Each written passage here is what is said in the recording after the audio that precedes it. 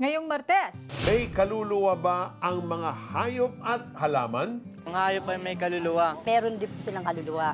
Bakit nakalagay sa Bible na sa creation ng new earth at new heaven ay may hayop? Para bang nararamdaman ko rin yun. totoo ba ang kasabihang sa panahon ngayon, mas tumatagal pa ang utang kesa sa relasyon? Pag-uusapan natin ang utang kasama si Emma Yuwico. Inutang niya, kasing halaga na sweldo niya. Misis, pakiramdam mo, baka hindi ka na mahal ni Mister? Huwag ma-discourage. Pakinggan ang mga practical tips on love and marriage ng mag-asawang Rosakay. Aldab, kung ikakasal sa totoong buhay, ano-ano ba ang mga dapat nilang isaalang-alang? Ang pag-ibig ay nararamdaman, hindi binibili. Just Believe! Tampok sa The 700 Club Asia. Martes, alas 12 ng gabi sa GMA pagkatapos ng Alisto.